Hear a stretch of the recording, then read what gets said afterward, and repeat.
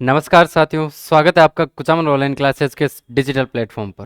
कैसे हैं आप सभी? उम्मीद करता हूँ मस्त होंगे, स्वस्थ होंगे, अपनी तैयारी में व्यस्त होंगे। चतुर्थ श्रेणी कर्मचारी भर्ती कंप्यूटर 8 अंक अपने को पक्के करने हैं। 5 क्वेश्चन आने वाले हैं, आप सभी साथियों को पता है। उसी की जो अपने 40 की जो सीरीज चल रही है 40 क्वेश्चंस की, उसी को आगे बढ़ाते हुए अपना ये नेक्स्ट सेशन है। तो चलिए इस सेशन को शुरू करते हैं। 40 इंपॉर्टेंट क्वेश्चन, जिसमें पीवाईक्यूज भी है, एमसीक्यूज भी है, और हाई लेवल क्वेश्चन भी है, लो लेवल भी है, मीडियम भी है। मतलब कि जो एग्जाम की दृष्टि से महत्वपूर्ण क्वेश्चन है, उन सभी का समावेश अपन लेके आए हैं। तो एक बार सभी साथी इस वीडियो को लाइक जरूर कर दीजिएगा, चैनल को सब्सक्राइब कर देना और अपने साथियों तक शेयर जरूर कर दें। ठीक है, तो चलते हैं अपने पहले क्वेश्चन के ऊपर। देखिए, अपना जो पहला क्वेश्चन है, निम्न में से किसे एक हार्डवेयर के रूप में नहीं माना जाता है? इनमें से हार्डवेयर के रूप में अपन किसको नहीं मान सकते हैं? कौन सा इनमें से हार्डवेयर नहीं है? देखो, प्रचालन तंत्र, सीपीयू, कीबोर्ड या हार्ड डिस्क, इनमें से जो आपका हार्डवेयर नहीं है। देखो, हार्ड डिस्क भी हार्डवेयर होता है, कीबोर्ड भी होता है, सीपीयू भी होता है, लेकिन जो प्रचालन तंत्र आपका जो प्रोसेसर है, उसको अपन हार्डवेयर नहीं कह सकते। नेक्स्ट देखो, पावर पॉइंट में एग्जिस्टिंग प्रेजेंटेशन को खोलने के लिए क्या दबाना होगा? एग्जिस्टिंग मतलब कि जो पहले से एग्जिस्ट करती है, जो पहले से वहां पे है, उसको खोलने के लिए अपन को क्या प्रेस करना होता है? कंट्रोल+A, कंट्रोल+O, कंट्रोल+L या कंट्रोल+N? तो अपन भाई किसका यूज करते हैं? कंट्रोल+O। ओ का मतलब क्या होता है? ओपन। ओ का मतलब ओपन, मतलब कि जो पहले से अपनी कोई फाइल बनाई हुई है, उसको ओपन करने के लिए अपन किसका यूज करते हैं? कंट्रोल+O का। नेक्स्ट, इंटरनेट प्रयुक्त करता है। इनमें से इंटरनेट क्या प्रयुक्त करता है? देखो, पैकेट स्विचिंग या सर्किट स्विचिंग, टेलीफोन स्विचिंग या टेलेक्स स्विचिंग। बताओ भाई क्या करता है इनमें से? देखो, यहाँ पे एक जो वर्ड आया है पैकेट, पैकेट का मतलब क्या होता है कि जो इंटरनेट आपका होता है, इंटरनेट जो बड़ी फाइलें होती है ना, जो बड़ी फाइल्स होती है, उसको क्या करता है?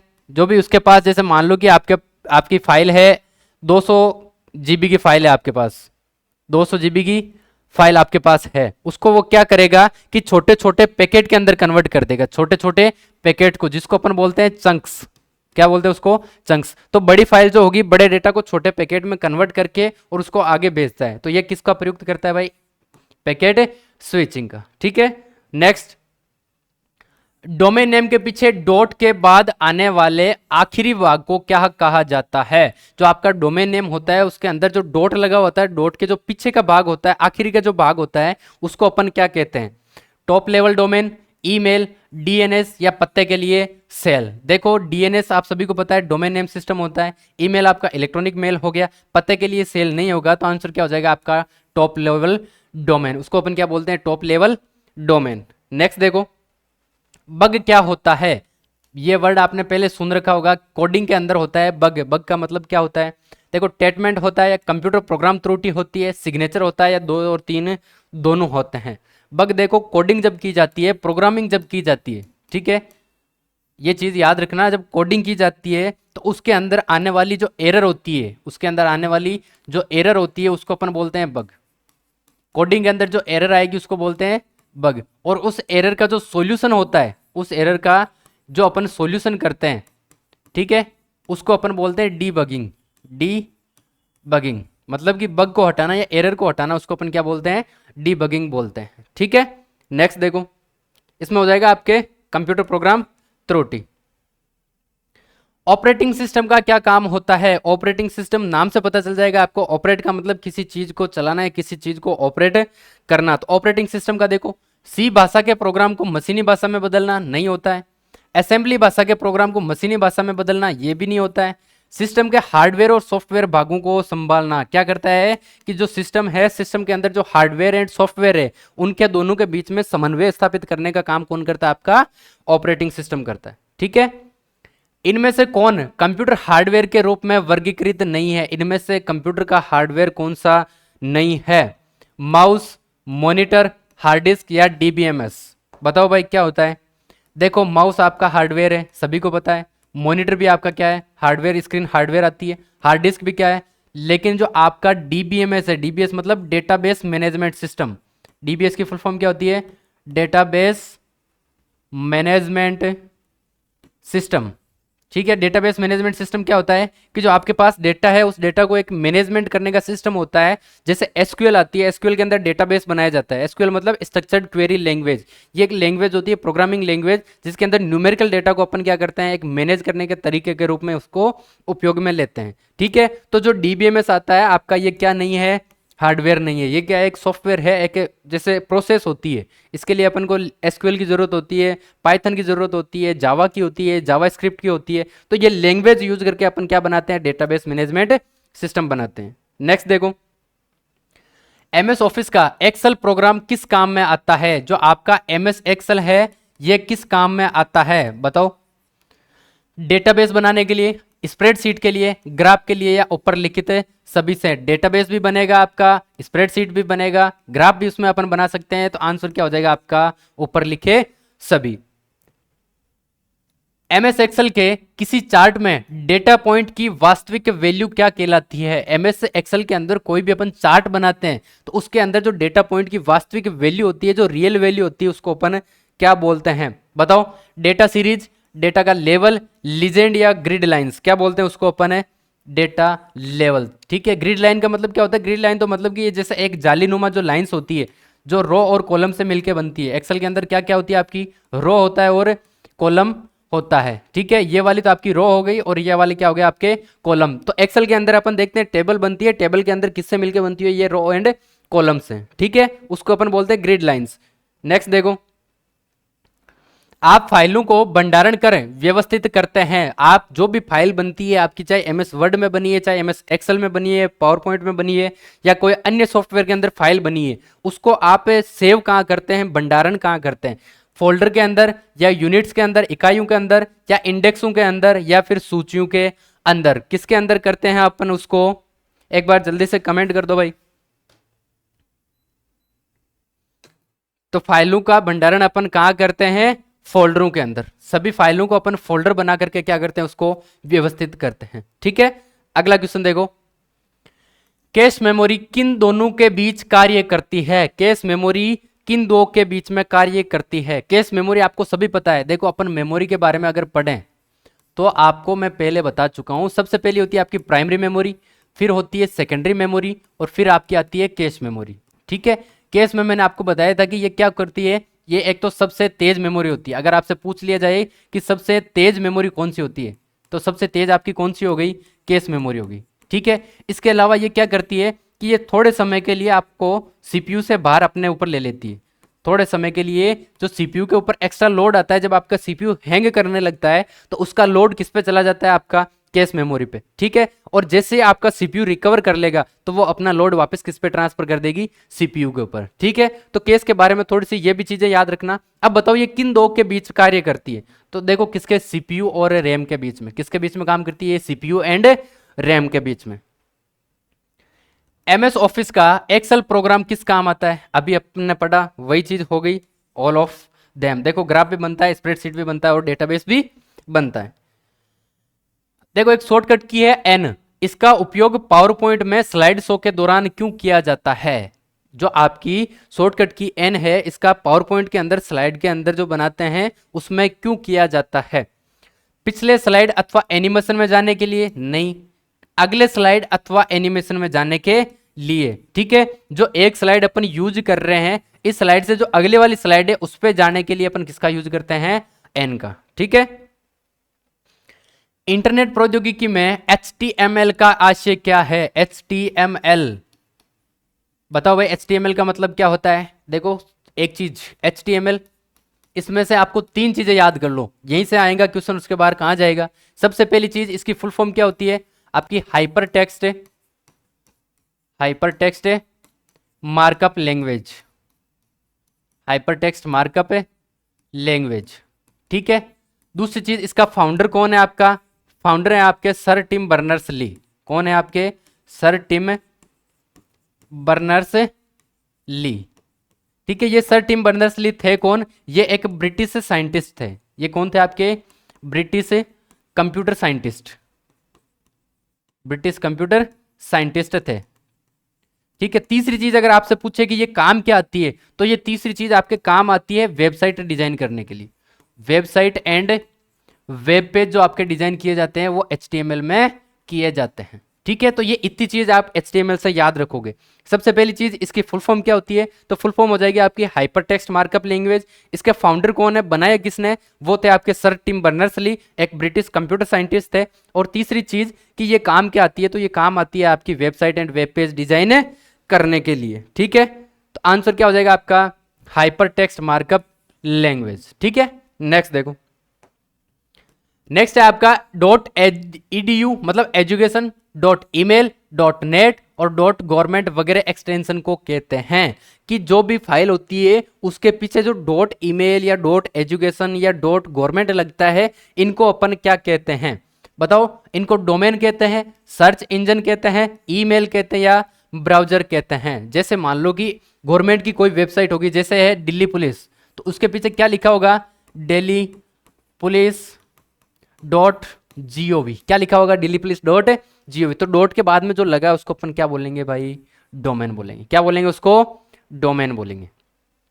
इंटरनेट सेवा का उपयोग करने पर जो आपका www अक्षरों का प्रयोग किया जाता है, जिसका आशय है, इस www की फुल फॉर्म क्या होती है, बताओ भाई क्या होती है आपकी, वर्ल्ड वाइड वेब। क्या होती है आपकी, वर्ल्ड वाइड वेब। नेक्स्ट देखो, .org डोमेन किस क्षेत्र से संबंधित है, .org का मतलब आपको पता है क्या होता है, ऑर्गेनाइजेशन। ऑर्गेनाइजेशन, और ऑर्गेनाइजेशन का हिंदी अर्थ क्या होता है भाई आपका, कोई संगठन या कोई संस्था, कोई संगठन या कोई संस्था, जिसको अपन बोलते हैं ऑर्गेनाइजेशन। ठीक है, तो इसका संबंध .org का किससे हो गया आपका, किसी संगठन से। किससे हो गया, किसी संगठन से।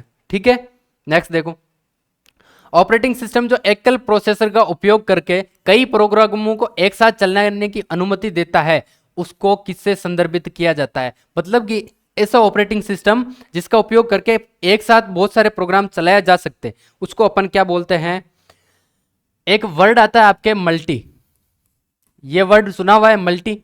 मल्टी का मतलब क्या होता है कि जो चीज एक से ज्यादा हो। जैसे मान लो कि आपका आता है मल्टीटास्किंग स्टाफ, ये वर्ड आपने सुना है मल्टीटास्किंग स्टाफ। एमटीएस की आपके भर्ती भी आती है, मल्टीटास्किंग स्टाफ। ठीक है, मल्टीटास्किंग स्टाफ मतलब कि ऐसा स्टाफ जो एक साथ में बहुत सारे काम कर ले, उसको अपन बोलते हैं मल्टीटास्किंग स्टाफ या एमटीएस। एक आता है आपका multi user, multi user, user का मतलब जो यूज करने वाला, मल्टी का मतलब एक साथ में बहुत सारे। तो एक टाइम पे जब बहुत सारे चीज यूज करते हैं या फिर बहुत सारे आदमी एक चीज को यूज करते हैं, तो वो चीज क्या हो जाएगी आपकी, मल्टी यूजर हो जाएगी। और यहां पर अपन को पूछा है कि जो एकल प्रोसेसर का उपयोग करके एक साथ बहुत सारे प्रोग्राम चलाने की अनुमति देता है, उसको अपन क्या बोल देंगे, मल्टीटास्किंग बोल देंगे। उसको अपन क्या बोल देंगे, क्योंकि वो एक साथ में बहुत एक ही टाइम पे बहुत सारे काम कर रहा है, इसका मतलब वो टास्क कंप्लीट कर रहा है अपने लिए, तो उसको अपन बोलते हैं मल्टीटास्किंग। ठीक है, नेक्स्ट देखो, ऑपरेटिंग सिस्टम का कोर होता है। देखो ये ऐसे है, ऑपरेटिंग सिस्टम के अन्य सभी भागों को मूलभूत सेवाएं प्रदान करता है। ऐसा ऑपरेटिंग सिस्टम का कौन सा कोर है। थोड़ा सा क्वेश्चन मिसप्रिंट हो रखा है, ऊपर नीचे हो रखा है। तो अपन से पूछा यह है कि जो आपका ऑपरेटिंग सिस्टम होता है, इसका ऐसा कौन सा कोर है जो अन्य सभी भागों को मूलभूत सेवाएं, मतलब जो नेसेसरी सर्विसेज है वो प्रोवाइड करवाता है। बताओ कौन सा है आपका, कंट्रोल यूनिट, ड्राइवर, सेल या फिर कर्नेल। कौन सा है आपका, कर्नेल। ठीक है, नेक्स्ट,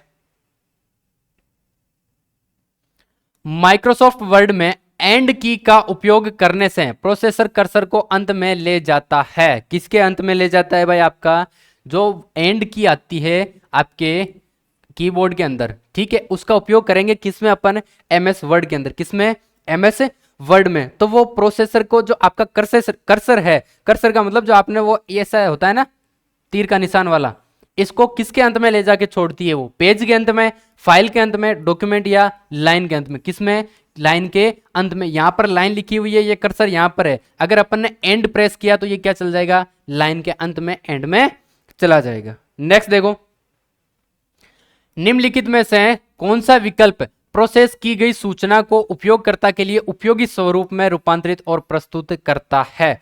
देखो क्वेश्चन ऐसा हार्ड क्वेश्चन नहीं है।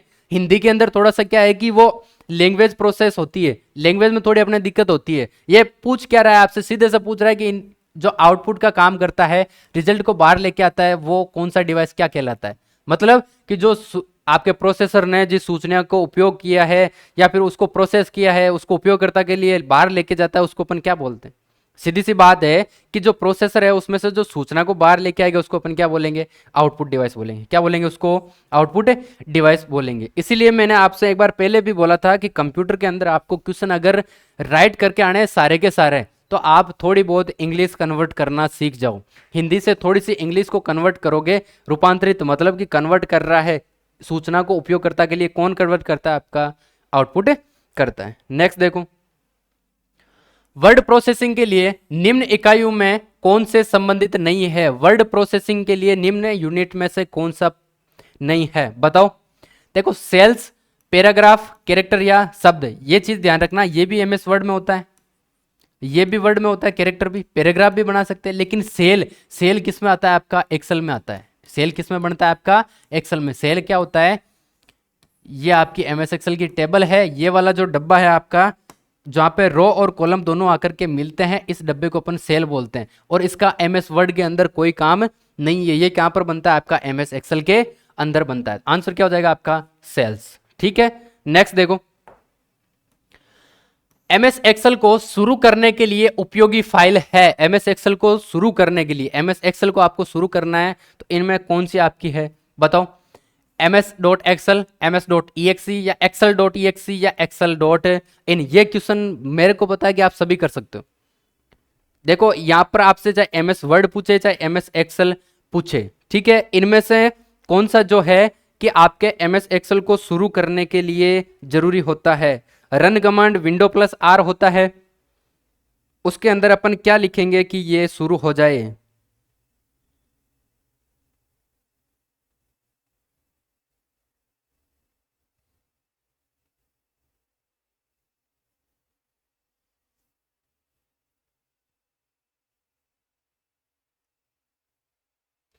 चलिए भाई, ठीक है। तो ये एक आपके लिए इजी सा क्वेश्चन है। आपके लिए टास्क देता हूं, आप इसको एक बार कमेंट जरूर करना। उसके बाद आपके कमेंट के रिप्लाई के अंदर मैं इसका जवाब दूंगा आपको। तो एक बार कमेंट जरूर करना भाई सभी साथी। नेक्स्ट देखो, एमएस पावर पॉइंट 2010 में अगर आप प्रस्तुति को मतलब प्रेजेंटेशन को समाप्त करना चाहते हैं तो आपको क्या प्रेस करना होगा? जो आपका एमएस पावर पॉइंट वर्जन ध्यान में रखना है, कौन सा है? 2010 है। ठीक है, इसके अंदर आप जो प्रेजेंटेशन है उसको एंड करना चाह रहे हैं, उसको खत्म करना चाह रहे हैं, तो आप किसको प्रेस करेंगे? बताओ। एक्सेस की को, बैक स्पेस की को, एंटर की को या F1 की को? किसको करते हैं भाई? अपन एंड करने के लिए करते हैं एक्सेस की को। ठीक है, नेक्स्ट देखो, सीडी रोम किसे प्रदर्शित करता है? सीडी रोम, सीडी रोम की फुल फॉर्म क्या होगी भाई? सीडी रोम की क्या होती है? Compact disc read only memory. क्या होती है? Compact disc read only memory. अगर आपसे सीधा पूछ ले कि सीडी का मतलब क्या होता है, आपसे सीधा पूछ ले कि सीडी का मतलब क्या होता है, तो आपका कॉम्पैक्ट डिस्क होता है। ठीक है, नेक्स्ट देखो, पावरपॉइंट में इलिप्स मोशन एक पूर्ण परिभाषित क्या है? इलिप्स मोशन का मतलब क्या होता है भाई? इलिप्स मोशन देखो, एनिमेशन स्कीम होती है, डिजाइन टेम्पलेट होता है, कलर स्कीम होती है या नन ऑफ दीज होता है? क्या होती है आपकी? एक एनिमेशन स्कीम होती है। जो आपका इलिप्स मोशन होता है इसको क्या होती है? एक एनिमेशन स्कीम होती है। नेक्स्ट देखो, इंटरनेट क्या है? Very easy question. इंटरनेट क्या है? बताओ भाई, इंटरनेट क्या है? देखो, हार्डवेयर भी नहीं है इंटरनेट, सॉफ्टवेयर भी नहीं है इंटरनेट, प्रोग्राम भी नहीं है। क्या होती है? प्रोटोकॉल नेटवर्किंग होती है। और अगर आपसे यह पूछ लिया जाए कि इंटरनेट किस प्रोटोकॉल का यूज करता है, किसका करता है भाई? IP, internet protocol. अगर पूछ ले कि वेबसाइट किसका करता है, तो आपका होगा HTTP, और एक होता है आपका HTTPS। यहां पर अगर आपके एस लग रहा है, इसका मतलब क्या है? ये सिक्योर है। इसका मतलब ये क्या है? सिक्योर है। ठीक है, यहां पर आईपी भी होगा और एक TCP भी होता है, लेकिन मेनली अगर इंटरनेट यूज करता है तो होता है आपका इंटरनेट प्रोटोकॉल। ठीक है, नेक्स्ट देखो, कंप्यूटर प्रोग्रामिंग में इस्तेमाल की जाने वाली 3 प्रकार की बुनियादी भाषाएं कौन सी होती है? कंप्यूटर प्रोग्राम में यूज करने वाली मेन लैंग्वेजेस कौन कौन सी होती है? देखो, मशीन, असेंबली और हाई लेवल लैंग्वेज। इसका मतलब ये नहीं है कि यहां पर आपसे पूछे और आप इसका जवाब ये दो कि सर HTML भी होती है, SQL भी होती है, जावा भी होती है, जावा स्क्रिप्ट भी होती है, C++ भी होती है, सी भी होती है। ये पूछ रहा है कि बुनियादी भाषाएं कौन सी होती है, तो आप बताओगे मशीनी भाषा, असेंबली और हाई लेवल लैंग्वेजेज होती है। ठीक है, नेक्स्ट देखो, .NET किस प्रकार की संस्थान का डोमेन नेम है? अपन ने पढ़ा था पहले क्या, .org, जिसका किसके लिए था, संगठन के लिए। .org किसके लिए होता है, ऑर्गेनाइजेशन या संगठन के लिए होता है। अब अपन से पूछा है .NET किसका होता है, बताओ। व्यवसायिक संस्था का? नहीं। किसका होता है भाई, आपका इंटरनेट ऑपरेट करने वाली संस्था का। जो इंटरनेट ऑपरेट करती है उस संस्था का होता है .NET। नेट का मतलब क्या हो गया, नेटवर्क। ठीक है, अगला देखो, निम्न में से कौन सा मोबाइल ऑपरेटिंग सिस्टम नहीं है? देखो दो प्रकार के होते हैं, एक तो होता है आपका कंप्यूटर ऑपरेटिंग सिस्टम, ठीक है, और दूसरा कौन सा होता है आपका मोबाइल ऑपरेटिंग सिस्टम। अब दोनों में डिफरेंस क्या है? अगर मैं आप बात करूं कंप्यूटर की, तो आपने लिनक्स पढ़ा है अच्छे तरीके से, आपने यूनिक्स पढ़ा है, आपने विंडो पढ़ा है। आप ये सारे क्या है आपके कंप्यूटर ऑपरेटिंग सिस्टम है, ये सारे क्या आपके कंप्यूटर ऑपरेटिंग सिस्टम है। मोबाइल के अंदर आपने देखा होगा एक नाम आता है आपके एंड्रॉइड, एक नाम क्या आता है एंड्रॉइड, एक नाम आता है आपके iOS, एक नाम क्या आता है iOS। देखो एंड्रॉइड जो आपके, जैसे आपने देखा होगा कि वीवो का, ओप्पो का, सैमसंग का, ये जो कंपनीज होती है ये कौन सा ऑपरेटिंग सिस्टम यूज करती है, एंड्रॉइड। लेकिन जो आपके एप्पल के फोन आते हैं वो कौन सा यूज करते हैं, iOS। iOS मतलब आईफोन ऑपरेटिंग सिस्टम। ठीक है, तो इनमें से मोबाइल ऑपरेटिंग सिस्टम कौन सा नहीं है? देखो पाम ओएस, वेब ओएस या सिर्मबेम ओएस या मैक ओएस, कौन सा नहीं है आपका, मैक ओएस। ठीक है, आपने मैकबुक का नाम सुना है, ये क्या होता है कि आपका एप्पल का जो लैपटॉप होता है उसको अपन मैकबुक बोलते हैं। ठीक है, तो ये एक मैक ओएस जो है किसमें यूज होता है, ये मैकबुक के अंदर होता है। किसमें होता है, ये मैकबुक के अंदर। और मैकबुक क्या होती है आपकी, एक लैपटॉप होता है। क्या होता है आपका, लैपटॉप होता है। और लैपटॉप में जो यूज आएगा वो कौन सा होगा, आपका कंप्यूटर ऑपरेटिंग सिस्टम होगा। कौन सा होगा, आपका कंप्यूटर ऑपरेटिंग सिस्टम होगा। नेक्स्ट देखो, निम्नलिखित में से .edu डोमेन किस नाम से संबंधित है? .edu मैं पहले बता चुका हूं किसके लिए है, एजुकेशन के लिए। जो भी एजुकेशनल संस्थान है, चाहे मान लो कि आपका NCERT है, चाहे आपका RBSC है, ये जो संस्थाएं होती है ये क्या लगाती है लास्ट में, .edu। चाहे आपका जैसे MDSU देख लो या आपका IGNOU देख लो, जो भी ये संस्थाएं एजुकेशन वाली होती है इनके लिए पीछे एक्सटेंशन क्या लगता है आपका, EDU, मतलब कि एजुकेशन। नेक्स्ट देखो, निम्न में क्लाइंट सर्वर नेटवर्क उपयोग हेतु कौन सा ऑपरेटिंग सिस्टम बेहतर है? क्लाइंट और सर्वर नेटवर्क उपयोग हेतु कौन सा ऑपरेटिंग सिस्टम बेहतर होगा? कौन सा होगा भाई बताओ, MS DOS या विंडोज 95, विंडोज 98 या विंडोज 2000? कौन सा होगा आपका, विंडोज 2000। ठीक है, अगला देखो, उपभोक्ता और सिस्टम प्रोसेस निर्मित करना ऑपरेटिंग सिस्टम के प्रबंधन कार्य भाग होते हैं। ये क्या होते हैं, उपभोक्ता और सिस्टम प्रोसेस निर्मित करना। सिस्टम के लिए प्रोसेस निर्मित करना, या ऑपरेटिंग सिस्टम का प्रबंधन का कौन सा कार्य होता है, प्रोसेस होता है। कौन सा होता है आपका, प्रोसेस होता है।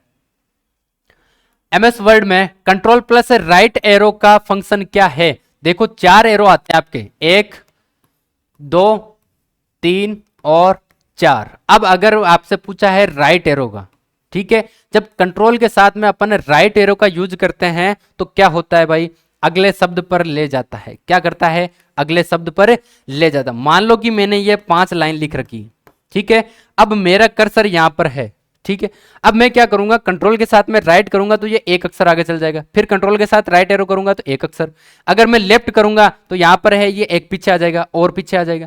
यही चीज किसके लिए होती है, आपकी राइट एरो एंड आपके लेफ्ट एरो। लेकिन आपको प्रेस क्या करना होगा, साथ में कंट्रोल, क्या करना होगा, कंट्रोल प्रेस करना होगा। नेक्स्ट देखो, MS एक्सेल में दूसरी सीट से डेटा लेना क्या कहलाता है? MS एक्सेल के अंदर जब अपन दूसरी सीट, मेरे पास 2 सीट है, सीट नंबर 1, सीट नंबर 2, मैं सीट नंबर 2 पे काम कर रहा हूं, ठीक है, मेरे पास है एक स्कूल का डेटा है, अब मेरे को पता है कि इस सीट के अंदर भी वही बच्चों के नाम है जो मेरे को इसके अंदर लेना है। मैं क्या करूंगा कि ये यहां से नेम कॉपी करके इसमें पेस्ट कर दूंगा, मतलब कि मैं 1 नंबर सीट से डेटा ले रहा हूं, तो दूसरी सीट से जब अपन डेटा लेते हैं उसको अपन क्या बोलते हैं भाई, देखो एक्सेसिंग या रिफरेंसिंग या अपडेटिंग या फंक्शनिंग, क्या बोलते हैं उसको अपन, रिफरेंसिंग, मतलब कि इससे अपन से रेफरेंस लिया है, अपन ने क्या किया, इससे डेटा लिया, इससे रेफरेंस लिया है।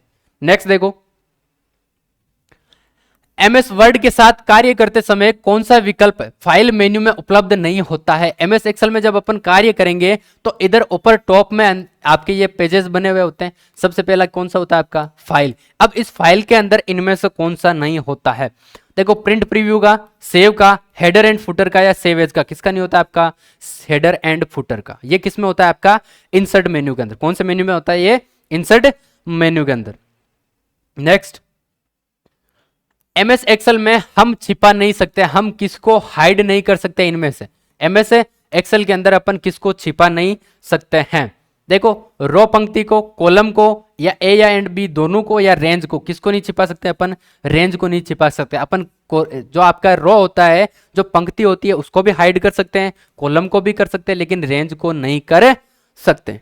नेक्स्ट देखो, पावर पॉइंट में प्रत्येक पेज क्या कहलाता है, पावर पॉइंट के अंदर जो भी पेज बनता है, आप ध्यान रखना कि आपसे सीधा सा क्वेश्चन पूछा जाएगा, मेरे को पता है। सबसे पहले आप एमएस वर्ड के जो पेज होते हैं उसको क्या बोलोगे भाई, एमएस वर्ड के पेज को आप बोलोगे डॉक्यूमेंट, क्या बोलोगे आप, डॉक्यूमेंट बोल दिया।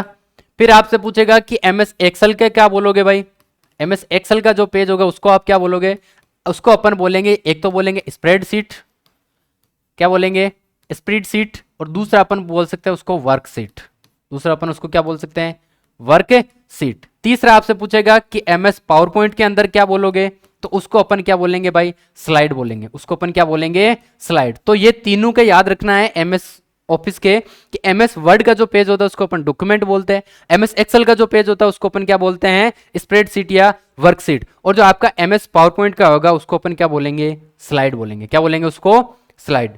नेक्स्ट देखो, टीसीपी या आईपी निम्नलिखित में से किसका संक्षिप्त रूप है, आईपी और टीसीपी की फुल फॉर्म क्या होती है, देखो TCP transmission control protocol, TCP का मतलब क्या होता है, ट्रांसमिशन कंट्रोल प्रोटोकॉल, और आईपी का सभी को पता है इंटरनेट प्रोटोकॉल होता है। नेक्स्ट देखो, एमएस वर्ड को शुरू करने के लिए कौन सी फाइल उत्तरदायी है, एमएस वर्ड को शुरू करने के लिए कौन सी फाइल उत्तरदायी है। पीछे मैंने आपसे एक्सेल के लिए पूछा था, जो आपको कमेंट करना है, और जो आपकी वर्ड के लिए होती है वो कौन सी होती है, winword.exe, कौन सी होती है आपकी, winword.exe। तो ये थे आज के अपने 40 क्वेश्चंस। आप, उम्मीद करता हूं आप सभी साथियों को अच्छे लगे होंगे। कितने क्वेश्चन आपके राइट हुए हैं एक बार कमेंट करके जरूर बताना, और चैनल को सब्सक्राइब जरूर कर दें। सभी साथी इस वीडियो को लाइक जरूर कर दें। और जो आपसे एक टास्क पूछा गया है कि एक्सेल को शुरू करने के लिए अपन कौन सी फाइल उत्तरदायी होती है या किसका उपयोग करते हैं, तो इसका आंसर जरूर दें एक बार कमेंट के अंदर। सभी साथियों का बहुत बहुत धन्यवाद। हंसते रहिए, मुस्कुराते रहिए और देखते रहिए कुचामन ऑनलाइन क्लासेस।